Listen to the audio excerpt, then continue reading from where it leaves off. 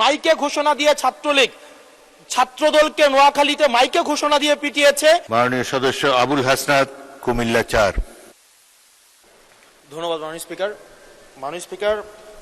আমার প্রশ্নটি হচ্ছে, সাংবাদিকদের পেশাগত নিরাপত্তা অবশ্যই প্রয়োজন এবং দীর্ঘ 17 বছরের বেশি সময় আমরা দেখেছি সাংবাদিকতা করা খুব ডিফিকাল্ট ছিল।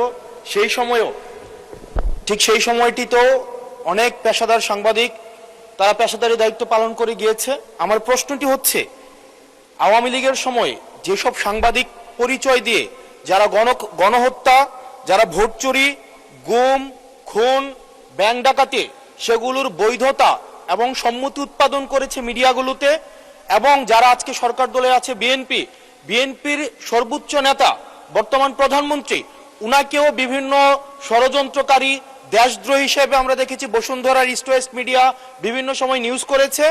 এবং আজকে যারা বিএনপি এবং জামাত আছে আমাদের এই সংসদে, তাদেরকেও বিভিন্ন সময় তাদেরকে হত্যা করার সম্মতি উৎপাদন করেছে কিছু মিডিয়া এবং কিছু নামদারি সাংবাদিক। এই সাংবাদিকগুলোকে বিভিন্ন হাউজে আবার এখন বর্তমানে পুনর্বাসন করা হচ্ছে। এই জুলাইয়ের পরে এখন টিভি থেকে জুলাইয়ের পক্ষের যারা সাংবাদিক ছিল তাদেরকে বের করে দেওয়া হয়েছে, সময় টিভিকে দখল করা হয়েছে। ইস্ট ওয়েস্ট মিডিয়া অর্থাৎ বসুন্ধরা গ্রুপের যে মিডিয়াগুলো রয়েছে তারা প্রতিনিয়ত আওয়ামী লীগের পক্ষে সম্মতি উৎপাদন করে যাচ্ছে।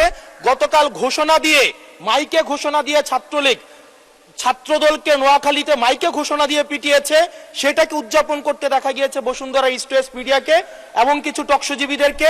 আমার মাননীয় মন্ত্রীর কাছে প্রশ্নটি হচ্ছে, গুম খুনের বৈধতা উৎপাদন করেছে, ভোট চুরির বৈধতা উৎপাদন করেছে, গণতন্ত্রের পক্ষে যারা ছিল তাদেরকে হত্যাযোগ্য করে তোলা হয়েছে। এইসব সাংবাদিক, নামধারী সাংবাদিক এবং এই মিডিয়াদের বিপক্ষে বা কি ধরনের আইনি ব্যবস্থা নেওয়া হবে, আইনি ব্যবস্থা আদৌ নেওয়া হয়েছে কিনা, কেন তাদেরকে আবার পুনর্বাসন করা হচ্ছে, সেটির আইনগত কি ব্যাখ্যাটি কি, সেটি এই সংসদের সামনে উপস্থাপন করার জন্য অনুরোধ জানাচ্ছি। ধন্যবাদ। আওয়ার ফ্রেন্ড নিশ্চয়ই প্রচলিত আইনে ব্যবস্থা গ্রহণ করা হবে। ধন্যবাদ মাননীয় স্পিকার।